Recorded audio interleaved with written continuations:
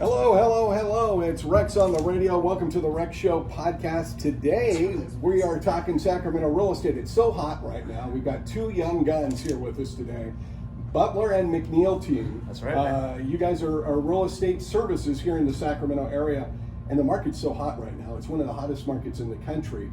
You got a lot of people kind of coming in from the Bay Area and more expensive areas. And so they've got money to buy, right? Yeah, absolutely, man. Absolutely. One of the things that people need to understand when they're buying the first home is that they're going to need to match a couple of criteria. So Okay. One of the first things that they need to do is they need to figure out their finances. They need to get a down payment, whether it be a conventional, FHA, or Sure. VA loan. You have to put down a certain percentage of the home. Right.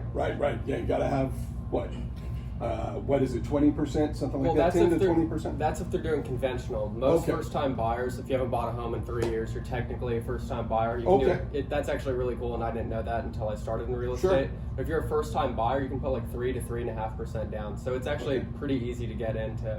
It really depends.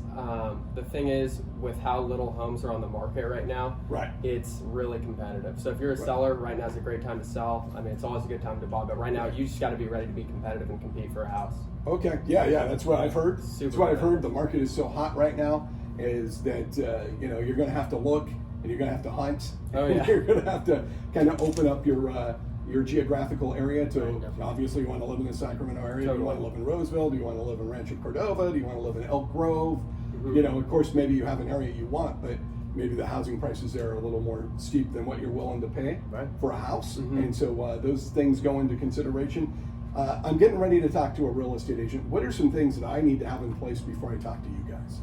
So I think before you talk to a real estate agent, you should talk to a mortgage lender, a loan officer, however you want to refer to them, and get pre-approved for a certain amount. So when you're talking to the realtor, you can kind of zone in on an area you want to live in with your price. Qualities as far as a realtor goes is that you want, it's a people thing, man. So Right. if you connect with your realtor, Right. You like your realtor on a person-to-person level, Sure. then there you go. That's all you really need.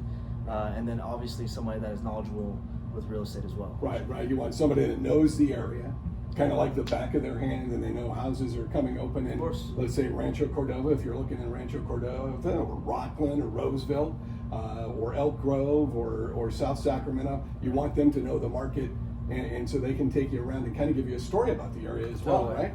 Yeah. I think it's good to have not only a local realtor, but like Shane said, you should probably interview like 2 to 3 realtors because you might connect with one might not kind of fit your style or kind of what you're looking for with your family. So I'd say talk to a few of them and kind of interview them. Right.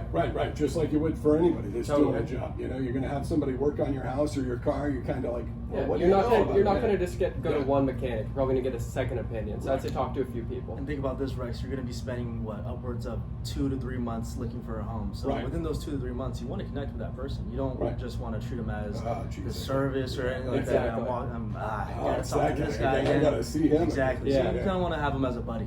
Yeah, I was just going to say, imagine you could go fishing with your real estate Right. agent, Yeah. or something, Right. or grab a cup of coffee with your real estate agent. of course. I mean, it is the biggest purchase most people make is a new home, right? Totally. Yeah. Yeah, It's the biggest investment most people ever make in their lives. right. And so you want to be comfortable with the whole buying situation.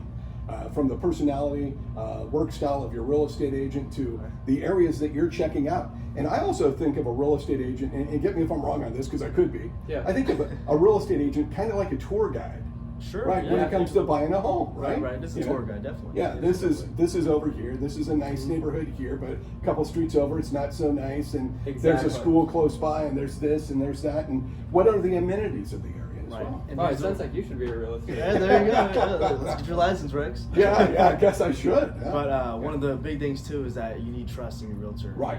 Because one of the things is that this realtor could be hungry for a check, so he could just say, Right. "Oh, this neighborhood is fantastic." Right, In right. reality, it's probably not the best. The used car syndrome.